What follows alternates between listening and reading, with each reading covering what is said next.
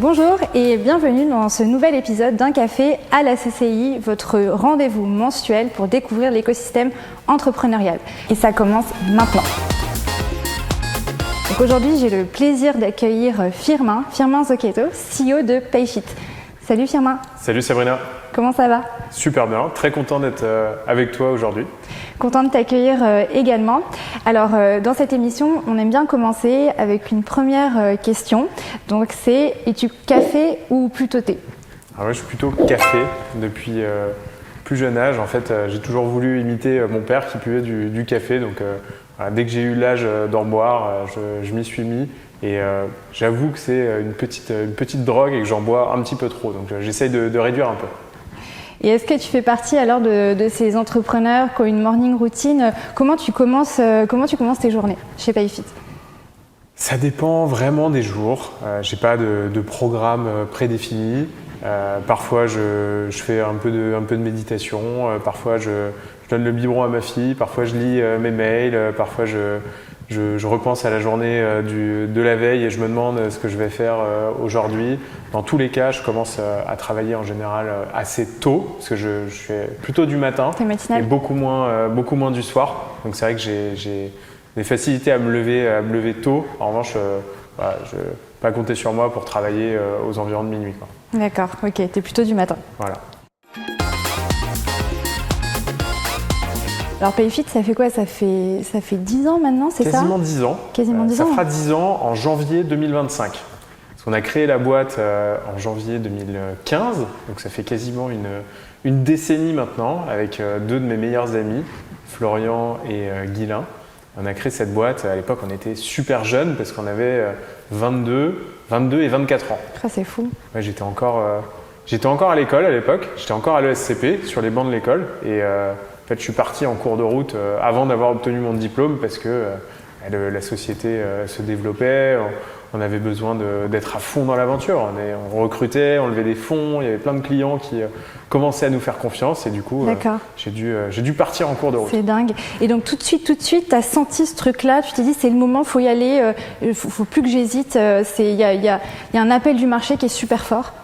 Alors, en fait, il n'y avait pas de solution de paye qui permettait aux entrepreneurs qui créent des boîtes de faire leur paye directement. Donc on s'est dit, il y a bien un marché, il y a bien une raison à ça. Et en fait, en regardant un petit peu, on s'est rendu compte que tous les entrepreneurs, les experts comptables, les RH, les employés nous disaient mais n'y allez pas, construire une solution de paye à destination des entrepreneurs, c'est impossible, c'est beaucoup trop compliqué. C'est réservé à des experts, ce métier de la paye. Et en fait, ça nous a donné envie. Et on s'est dit, mais ça paraît impossible, donc tentons et essayons d'avoir une approche assez différente de ce que faisaient les autres entrepreneurs qui se lançaient sur ce marché. Et en fait, on a créé un langage de programmation qui a permis de créer une solution de paie intuitive, facile à utiliser par n'importe qui, n'importe quel entrepreneur. Et ça, c'était au tout début. Donc c'est comme ça qu'on a démarré, par un défi technologique, une innovation. Et ensuite, de fil en aiguille, la boîte s'est développée à partir de là. Et on a tout de suite senti le potentiel qui était immense parce qu'on était sur le marché de la paye et des RH pour les petites entreprises. Et qu'en fait, quand on est une entreprise, quand on est un entrepreneur, qu'on commence à se payer soi-même, qu'on commence à embaucher des employés, la paye, c'est la chose qui revient premier. On a besoin de faire des fiches de paie, des déclarations sociales pour faire grandir sa boîte. D'accord. Et du coup, est-ce qu'on peut dire que tu as senti un déclic? Tu t'es dit, ouais, là je sens que c'est le moment. Il y a eu un déclic ou pas du tout qui t'a poussé à te lancer Au début, c'est plutôt un challenge intellectuel, se dire comment on va réussir à trouver une solution à un problème que personne n'avait réussi à solutionner en France. Et cette approche par la technologie, par l'innovation, ça nous a beaucoup plu. Le fait qu'il y ait un marché qui soit énorme et qu'on puisse s'adresser non pas à une niche, mais en fait à tous les entrepreneurs potentiellement en France et ensuite dans d'autres pays, ça nous a vraiment excités. Il n'y a pas eu de déclic, ça a été plutôt progressif, plutôt linéaire. Le moment où je pense il y a eu un déclic, c'est le moment où on a eu notre premier client qui est arrivé assez tard. Bien sûr. Qui est arrivé après quasiment plus d'1 an de développement. C'est-à-dire qu'on est resté 1 an à développer notre produit sans avoir un client, sans parler au moindre prospect ou utilisateur. client. Utilisateur. En fait, on développait notre solution en se disant voilà, il faut qu'on soit capable de permettre à un entrepreneur de manière agréable de faire ses payes. Donc le défi était immense. Et au bout d'1 an, on s'est dit, bon, on a un début de produit, on peut le mettre dans les mains d'un entrepreneur. Maintenant, allons trouver ces entrepreneurs. C'est là où il faut avoir un déclic et sortir de chez soi et aller vers le vrai monde, s'ouvrir à l'extérieur. C'est le début de la commercialisation en fait, de ton produit. Et ce premier client, tu t'en souviens encore aujourd'hui ? Je m'en souviens très bien. Je m'en souviens très bien et je le remercie, je le croise de temps en temps. Il est toujours client Payfit ? Alors, sa boîte s'est arrêtée depuis. D'accord. C'est Sixt de Nestor, qui avait créé Nestor à l'époque. Nestor, les traiteurs. Oui, c'est ça. Livraison de repas. On l'utilisait d'ailleurs chez Payfit. Et en fait, voilà, en janvier 2016, il crée sa structure. Il commençait à payer ses premiers employés. Ils étaient 3 à l'époque, les cofondateurs et le premier employé.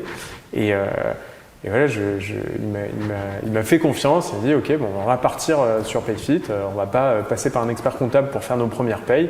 On va utiliser Payfit en janvier 2016. Et à ce moment-là, je me rappelle, j'ai eu ce coup de fil d'un entrepreneur que je ne connaissais pas avant en plus, qui nous faisait confiance là-dessus. Je me rappelle avoir raccroché et être allé voir les 2 personnes qui travaillaient chez nous à l'époque, Emmanuel et Noélie, et puis mes 2 cofondateurs, Guylain et Florian. Et on était tous tellement heureux. En fait, c'est la première victoire, le premier client. C'était une victoire immense parce qu'on savait que notre produit allait pouvoir être utilisé par des vraies boîtes pour payer des vraies personnes avec des vrais salaires, des vraies cotisations sociales. Donc c'était incroyable. Et très vite ensuite, d'autres entrepreneurs ont suivi, les fondateurs de Merci Andy, de Hitch, de Trusk. C'était beaucoup de start-up parisiennes à l'époque qui se créaient, qui venaient tout juste d'être créées, 2015-2016, qui ont utilisé Payfit dès le départ. D'accord, donc ils t'ont fait confiance. Oui, et puis c'est vraiment il y a un effet boule de neige. Oui, d'entraînement. Oui, parce que le premier c'est compliqué, le 5e c'est compliqué. À partir du moment où on a eu nos 50, nos 100, nos 200 premiers clients, les autres entrepreneurs se disaient et pourquoi pas nous ? En fait, ils ont déjà des clients. Et ensuite, on est allé voir des boîtes qui étaient un peu plus grosses, Big Mama, Doctolib, Revolut, qui nous ont fait confiance petit à petit. Et voilà, c'est comme ça aussi qu'on a grandi dans cet écosystème jusqu'à aujourd'hui où on sert 17 000 entreprises dans 3 pays. Donc voilà, de une Nestor en janvier 2016, on est passé à 17 000 en quelques années. C'est fou. Et raconte-moi alors un petit peu ces étapes. Aujourd'hui, on sait que Payfit est une licorne depuis 2022, je crois. Oui. Il y a eu des jalons. C'est une aventure longue. Comment toi tu l'as perçu ? Tu es toujours là, ça fait 10 ans. Quels ont été un peu les faits marquants en fait depuis le début en fait pour toi ? Oui, il y a eu énormément de phases. Moi, j'ai l'impression d'avoir eu 1000 vies en tant qu'entrepreneur. J'ai beaucoup grandi. J'ai démarré, j'avais 22 ans, donc j'avais aucune expérience professionnelle. J'ai tout appris en fait avec les personnes avec qui je travaille, avec mes cofondateurs, en fait, au jour le jour, depuis 10 ans. C'est vrai qu'au début, il faut construire un produit, il n'y a rien. Ensuite, il faut aller trouver ses premiers clients. Donc on se développe commercialement, on lève des fonds, on recrute pour accélérer en fait le développement de la société. Et puis au fur et à mesure qu'on lève des fonds, qu'on recrute, il faut apprendre aussi à manager les équipes, à savoir aussi quand on s'est trompé dans certains recrutements, à développer les gens, à les emmener en fait d'une position quand ils sont rentrés dans la boîte à une autre position. Il y a des gens qui sont chez nous depuis 8 ans, donc qui ont grandi, qui ont évolué aussi avec Payfit. Il y a aussi l'internationalisation de la société. Très rapidement, on est allé à l'international. Vous avez 3 bureaux, c'est ça aujourd'hui ? En Espagne, au Royaume-Uni. Donc c'est ce qui fait que aujourd'hui, on a 2000 clients qui sont hors de France. D'accord. Donc c'est très difficile, surtout dans un marché aussi localisé que celui de la paye, de s'internationaliser. Et c'est quelque chose qu'on a réussi à faire, comme d'autres boîtes l'ont fait. Je pense à Conto, à Spendesk, qui sont d'autres sociétés qui ont réussi aussi à aller à l'international, pas seulement rester en France. Et puis, il y a des aléas aussi nous sont tombés dessus ces dernières années. Il y a eu la crise du Covid début 2020. Bien sûr, En fait, ça a été un sacré changement au niveau des entreprises, de la manière de fonctionner des entrepreneurs, d'aller vers plus de SaaS, solutions SaaS pour gérer ses employés et en même temps d'être très prudent sur les embauches, très regardant sur les coûts. Il y a eu une période où la tech s'est emballée avec une bulle en 2021. On a levé de l'argent à ce moment-là. Ensuite, la bulle s'est dégonflée. Et là, la tech est en train de revenir vers des choses beaucoup plus saines, des croissances rapides, mais saines. Donc c'est vrai qu'il y a eu beaucoup de phases. Et en fait, être entrepreneur, c'est aussi naviguer entre toutes ces phases. Il n'y a pas juste des phases d'expansion, des phases d'internationalisation, des phases de produits. Il faut arriver à chaque fois s'adapter au monde dans lequel on vit, savoir ce dont la boîte a besoin, ce qu'on est capable de faire en tant qu'entrepreneur et surtout toujours apprendre énormément. Pas se dire que on est arrivé, qu'on a fini un chapitre. Bien sûr, rebondir, réagir, apprendre, être à l'écoute, c'est super important. De tout le monde, de ses clients d'abord, mais aussi des gens avec qui vous travaillez, des partenaires qui bossent dans d'autres sociétés, de ses investisseurs, de tout le monde en fait. Bien sûr, c'est une qualité qui est importante quand on entreprend. Et alors aujourd'hui, PayFit, donc c'est un produit que vous avez étoffé. Si tu devais le résumer donc en quelques phrases, aujourd'hui, PayFit, c'est quoi ? Alors PayFit, c'est un produit, mais c'est aussi un service. PayFit, c'est une solution de paye et de gestion RH qui permet aux petites entreprises britanniques, françaises, espagnoles de gérer leur paye et leurs employés. Donc tout ce qui touche aux congés, aux notes de frais, au processus d'onboarding, aux entretiens annuels. C'est une solution en fait, qui peut être utilisée par des non-experts en paye pour gérer les bulletins de salaire, les virements de salaire, les déclarations sociales auprès de l'URSSAF. Donc n'importe quel entrepreneur en fait, qui crée sa société dans un de ces 3 pays peut utiliser PayFit pour se payer soi-même ou générer ses premières fiches de paye. C'est comme ça que je résumerai PayFit. C'est un produit, c'est un SaaS utilisable de manière autonome en ligne, directement sur Internet. Mais c'est aussi un service dans le sens où on apporte à nos clients une expertise en paye quand nos clients en ont besoin. Il y a des moments dans la vie d'un entrepreneur qui sont anxiogènes, où il doit faire face à des choses qu'il ne connaît pas.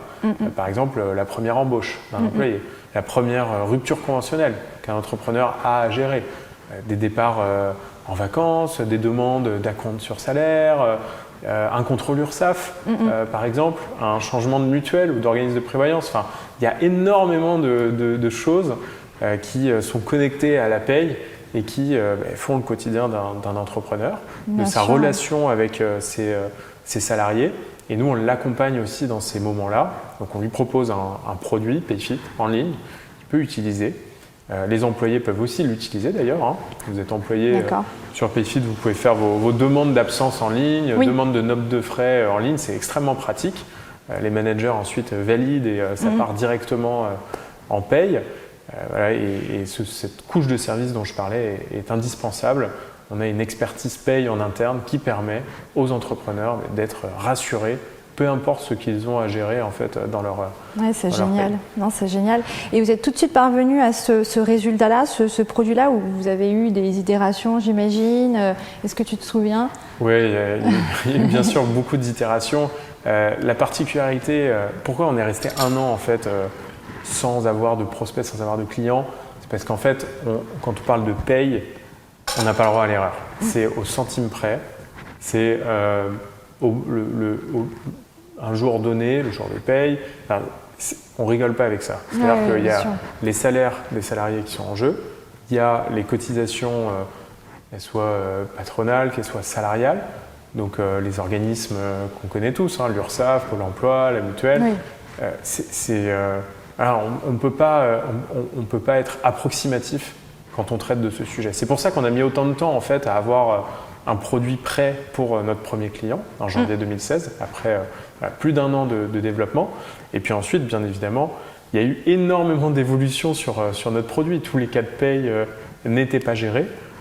Aujourd'hui encore, on ne couvre pas toutes les conventions collectives en France. Par exemple, la paye du secteur du bâtiment, on ne la couvre pas parce qu'en fait, on a envie d'avoir des payes qui soient justes, qui permettent à nos clients en fait, de bien faire les choses, de ne pas avoir de problème de calcul de cotisation. Il y a tant d'erreurs sur les payes, sur les fiches de paie en France qu'on on est extrêmement vigilant. On veut monter le niveau de qualité sur la gestion de la paye en France. Oui. Et donc, là, on améliore notre produit petit à petit pour être sûr de bien gérer les cas qu'on gère et d'en rajouter au fur et à mesure.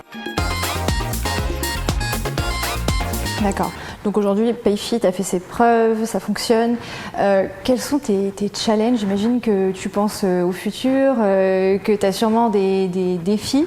Plein de défis, ouais. Est-ce qu'on peut en savoir un petit peu plus? Oui, je dis souvent aux PayFitters qui travaillent chez nous qu'on est à 5-10% de l'aventure, de ce qu'on a à faire. Enfin, on est vraiment qu'au début.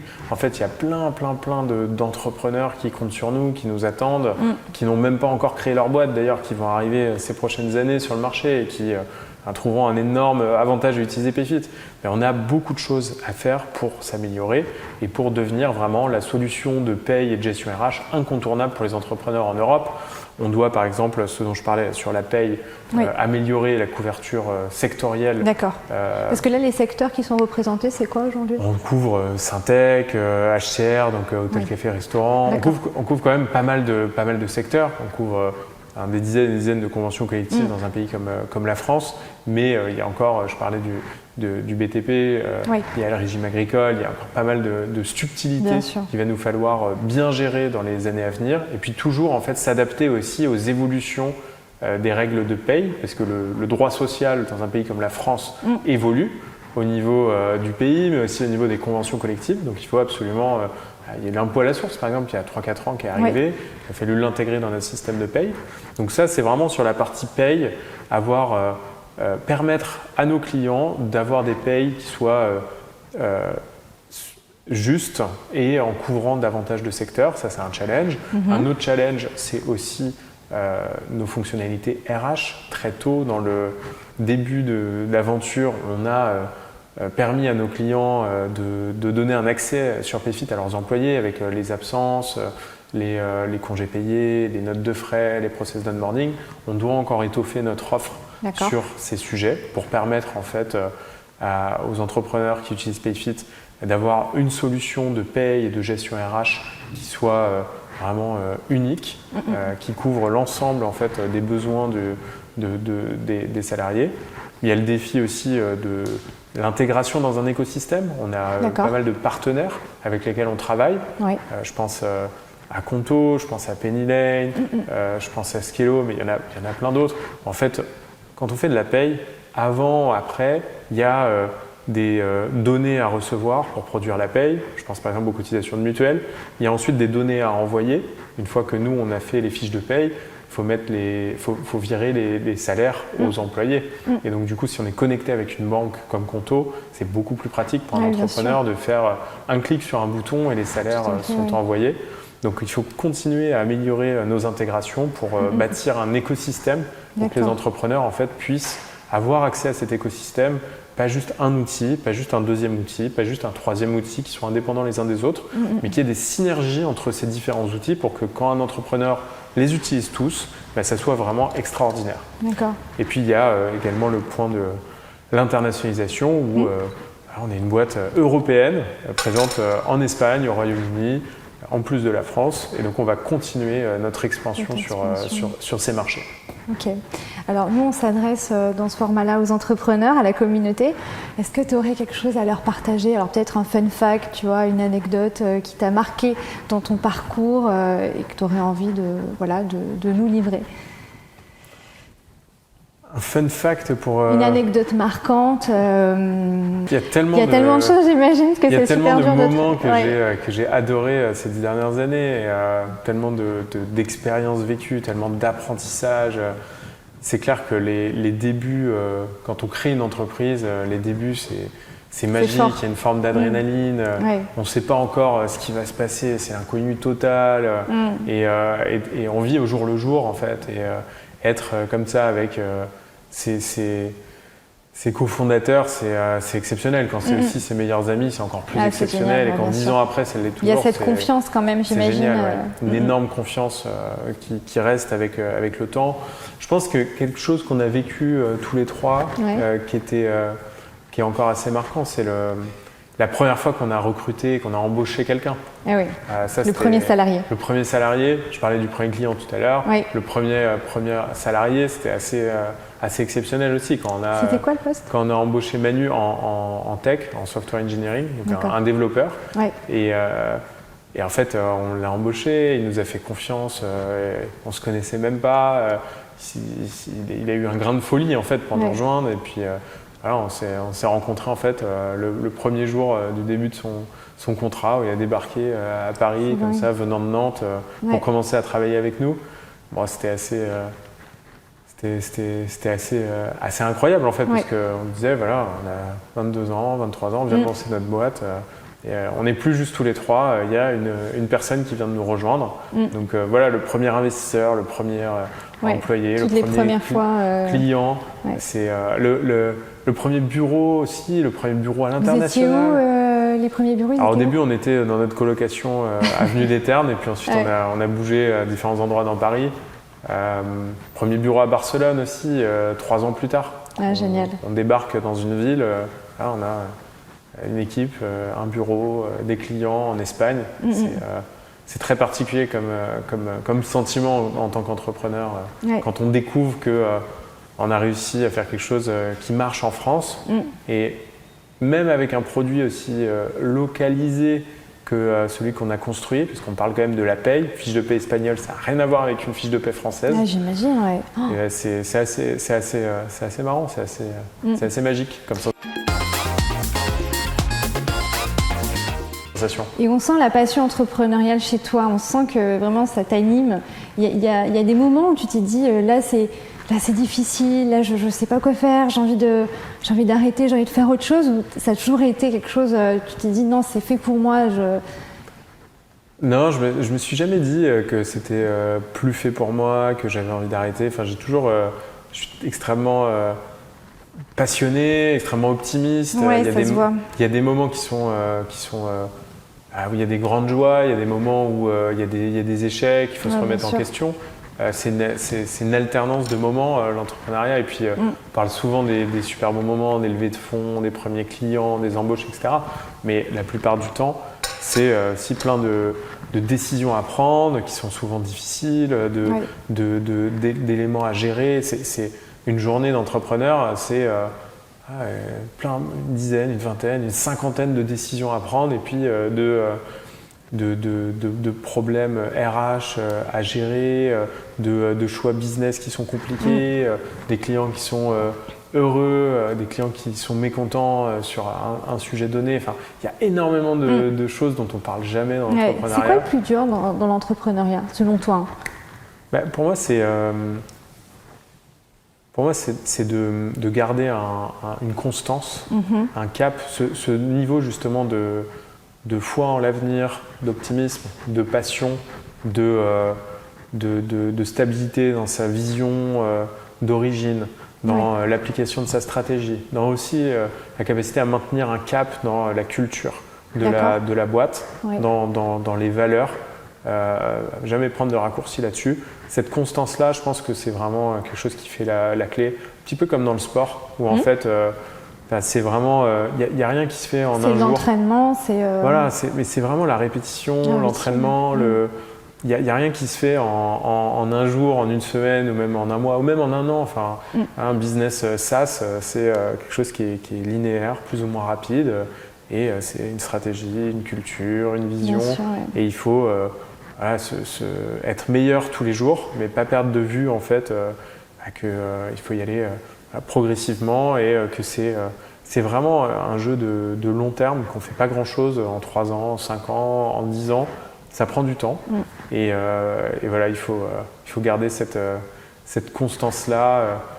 Souvent, on pense que Il suffit d'avoir une bonne idée et puis d'appuyer sur un bouton, d'avoir quelques millions d'utilisateurs et puis c'est la roulette, c'est le loto, l'entrepreneuriat en fait. Il a une bonne idée, il était sur le bon marché au bon moment, il a rencontré la bonne personne, là, ça a bien réagi, 3 millions d'utilisateurs, c'est pas du tout ça. Enfin, pour moi, les bons entrepreneurs, c'est au contraire du loto ou de la roulette. Il faut avoir à certains moments de la chance. Une opportunité. Comme dans le sport, comme dans d'autres...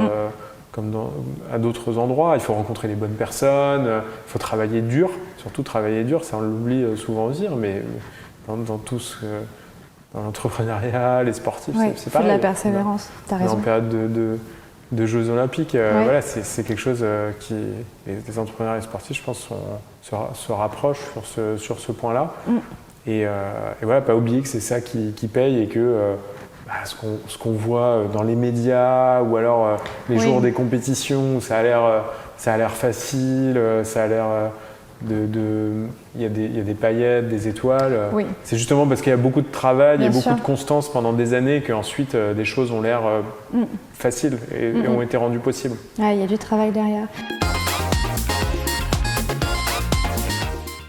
Et tu parlais tout à l'heure de culture, je trouve ça super intéressant parce qu'effectivement, quand tu es du coup à la tête d'une start-up à succès, il faut quand même incarner des valeurs.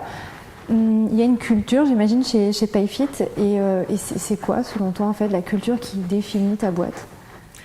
C'est une culture, nous, quand on a créé, c'est une culture assez, je dirais, naturelle. C'est-à-dire que quand on a créé la boîte avec Florian et Guilain, quand on a créé Payfit, on ne savait pas ce que c'était qu'une culture d'entreprise parce qu'on n'avait aucune expérience professionnelle. Et ça, c'est assez rare, je pense, chez les entrepreneurs qui ont créé des sociétés avec plusieurs centaines de personnes qui, en général, ont déjà des expériences passées. Donc nous, en fait, on a créé une société on a fait ce qui nous semblait être bien, ce qui nous semblait être logique pour que tout le monde se sente inclus, puisse apprendre, progresser dans la boîte. Donc on a créé une culture vraiment de la bienveillance, de la passion, de l'excellence aussi.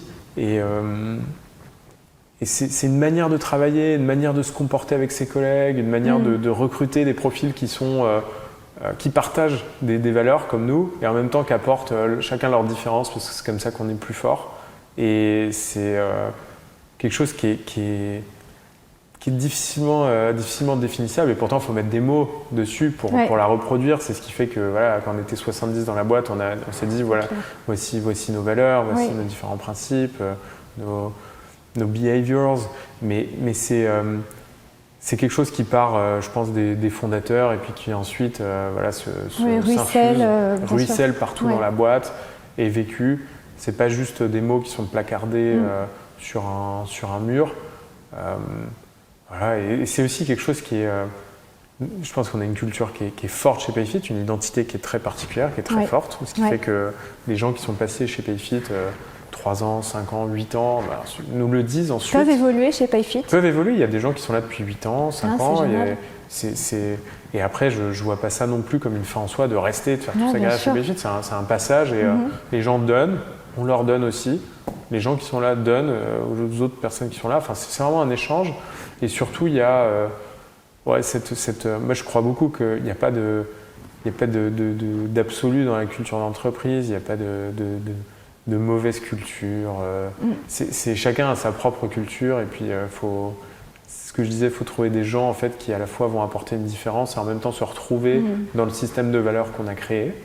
Donc, dans l'ambition aussi, dans la vision de la boîte, bien sûr, on est plus sur des éléments de stratégie, d'ambition, de business, mais en tout cas d'un point de vue culture, il faut avoir cette adéquation parce que parfois, en fait, il n'y a pas cette adéquation et c'est juste pas grave parce qu'il y a plein de boîtes avec des cultures qui sont toutes uniques, toutes différentes et il faut juste, en tant qu'entrepreneur, savoir ce dont on a besoin pour faire évoluer sa boîte et à la fois avoir cette adéquation avec les valeurs et cette diversité.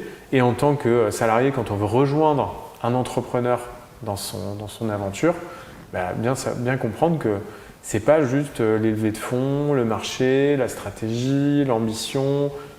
C'est aussi, est-ce que cette culture de boîte est faite pour moi? Est-ce que je vais apporter à cette boîte, à cette culture? Est-ce qu'elle va m'apporter? Ça, c'est des questions importantes à se poser. Du donnant-donnant. D'accord. Et donc du coup, peut-être pour terminer ce bel échange, comment tu vois, toi, le monde du travail? Quelle est ta vision sur les 10 prochaines années? Comment tu vois un petit peu les choses? On sait que ça bouge beaucoup. On a vu, maintenant le télétravail s'est imposé. Post-Covid, les choses bougent énormément. Toi, en plus, c'est vraiment ton secteur d'activité, le travail. Voilà, comment tu vois les choses pour les années à venir? Je vois beaucoup de changements. Je pense que dans les 10 prochaines années, le monde du travail va encore plus bouger que dans les 10 dernières années. On voit bien, depuis plusieurs décennies, c'est assez exponentiel. Je pense qu'il va y avoir à la fois la relation employeur-employé va se transformer. Déjà parce que il y a quand même beaucoup de boîtes qui se créent, de freelance. Bon, la frontière entre entreprise, salariat, le service, c'est de plus en plus poreux quand même. Donc il y a des changements à ce niveau-là. Il y a de la flexibilité qui va être demandée à la fois par les entrepreneurs et par les salariés.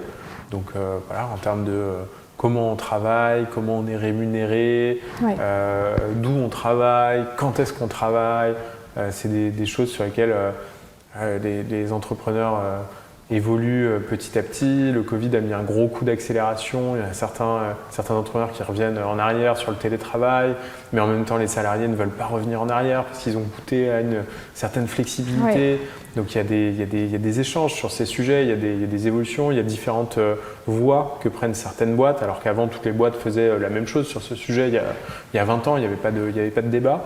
Donc pas mal de sujets d'évolution sur la flexibilité. Je pense aussi pas mal d'évolutions en termes de productivité qui sont rendues possibles notamment aussi par cette flexibilité quand elle est bien gérée, mais aussi par les nouvelles technologies. Ça peut être des outils comme Payfit, mais ça peut aussi être des technologies comme l'IA qui vont permettre en fait à chacun de faire plus avec moins.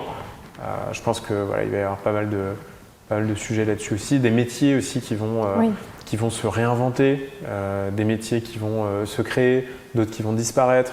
Donc il y a plein de choses qui vont se passer dans les prochaines années. Il faut être attentif. C'est des opportunités pour créer des boîtes, ça c'est clair. C'est aussi des opportunités pour les entrepreneurs qui ont déjà leur boîte de bien s'adapter, en fait de pas juste être un suiveur du mouvement, mais aussi précurseur, en inventant en fait la future manière de travailler par la technologie, par la culture, par pas mal de choses. Ça c'est un truc, c'est quelque chose sur lequel je mets beaucoup de focus en tant qu'entrepreneur. Et puis en tant qu'employé, en tant que salarié aussi, être conscient que le monde du travail va bouger. Et donc les compétences ne seront pas les mêmes, les manières de travailler ne seront pas les mêmes. En fait, c'est de la même manière que il y a 30 ans, on travaillait différemment, on travaillera très différemment dans 10 ans. Ouais, c'est vrai, tu as raison. Non, mais il y a de belles choses qui nous attendent, j'en suis convaincue. Merci beaucoup, Firmin, pour ce temps d'échange. On est ravis de t'avoir reçu. À très bientôt et une longue vie à Payfit. Merci beaucoup. À bientôt. À bientôt. N'hésitez pas à nous rejoindre sur un café à la CCI, à liker et partager ce nouvel épisode. À bientôt.